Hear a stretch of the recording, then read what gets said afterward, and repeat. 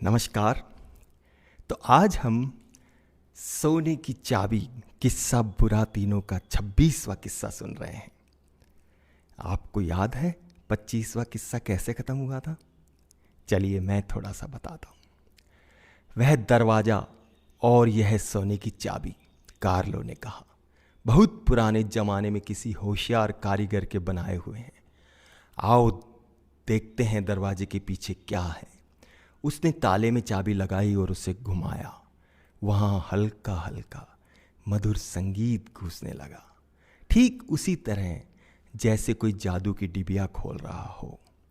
पापा कार्लो ने दरवाजे को धकेला। वह चरमराता हुआ खुलने लगा। ठीक इसी समय बाहर कुछ लोगों के दौड़ने की आहट लगी और बाराबास की दहाड़ती हुई आवाज सुनाई दी।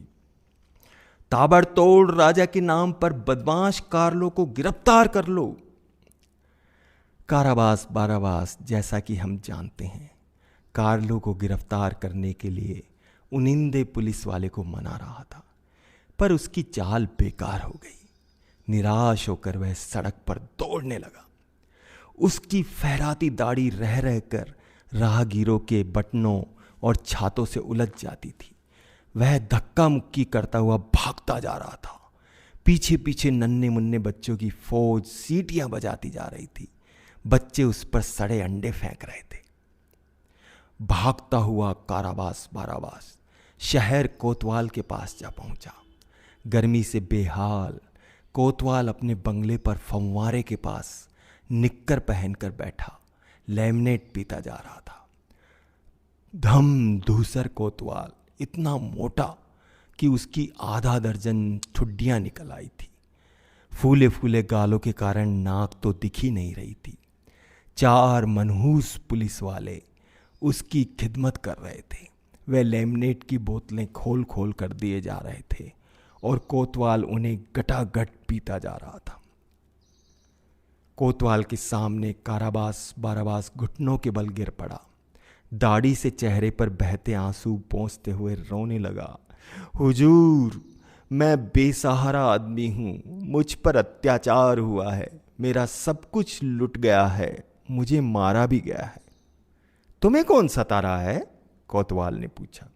हुजूर, मेरा जानी दुश्मन बुड्ढा कार्लो है। उसने मेरे 3 सबसे अच्छे कठपुतले छीन लिए हैं। वह मेरे मशहूर कठपुतली थिएटर को जला देना चाहता है। अगर उसे गिरफ्तार नहीं किया गया तो पूरे शहर में उत्पात मच देगा, उसे लूट लेगा। अपनी बात को सच साबित करने के लिए बाराबास ने जेब से मुट्ठी भर खनखनाते सोने के सिक्के निकालकर शहर कोतवाल के जूते में घुसेड़ दिए। बस उसने ऐसा मायाजाल फैलाया कि कोतवाल डर गया। उसने वहां तैनात अपने 4 पुलिस वालों को तुरंत आदेश दिया, इस बुजुर्ग बेसहारा आदमी के साथ जाओ और कानून के नाम पर जो कुछ जरूरी हो बेधड़क कर डालो। बाराबास उन 4 पुलिस वालों को साथ लेकर भागता हुआ कार्लो की कोठरी पर पहुंचकर चिल्लाया, ताबड़तोड़ राजा के नाम पर इस चोर उचक्के को गिरफ्तार कर लो। लेकिन दरवाजा बंद था। कोठरी में से किसी ने कोई जवाब नहीं दिया। बाराबास ने आदेश देते हुए कहा, ताबड़तोड़ राजा के नाम पर दरवाजा तोड़ डालो। पुलिस वालों ने जोर लगाया। सड़ा हुआ दरवाजा कब्जों समेत उखड़ गया और 4 पुलिस वाले शोर शराबे के साथ सीढ़ियों के नीचे वाली कोठरी में लुढ़क कर गिर पड़े। ठीक इसी क्षण कार्लो सिर झुकाकर दीवार में बने चोर दरवाजे के अंदर घुस रहा था। उस चोर दरवाजे से अंदर जाने वाला वह आखिरी आदमी था। दरवाजा फिर से उसी तरह खटका और बंद हो गया। संगीत की धुन अब बंद हो गई थी। सीढ़ी के नीचे वाली कोठरी में सिर्फ गंदी पट्टियां और अलाव के चित्र वाला फटा पुराना कैनवास छितरा पड़ा हुआ था। बाराबास तेजी से उछलकर चोर दरवाजे तक पहुंचा और उस पर बेतहाशा मुक्के बरसाने लगा, ठोकरे मारने लगा। ठक ठक ठक ठक। लेकिन यह दरवाजा मजबूत था। काराबास बाराबास ने थोड़ा पीछे हटकर फुर्ती से एक जोरदार धक्का मारा, लेकिन दरवाजे पर कोई असर नहीं हुआ। वह गुस्से में पैर पटकता हुआ पुलिस वालों से कहने लगा, ताबड़तोड़ राजा के नाम पर तोड़ दो इस मनहूस दरवाजे को। पुलिस वालों में पहले ही किसी की नाक टूट गई थी तो किसी के सिर पर गुमटा निकल आया था।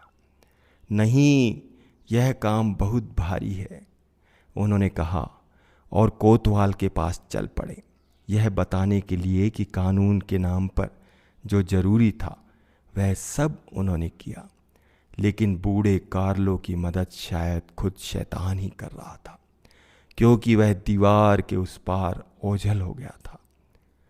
काराबास बाराबास खींच कर अपनी दाढ़ी नोचने लगा, कोठरी में ही लुढ़क पुढ़क कर चीखने चिल्लाने लगा। अब क्या हुआ होगा आप अंदाजा लगाइए। आगे की कहानी हम 2 किस्सों में सुनेंगे और फिर ये कहानी खत्म हो जाएगी।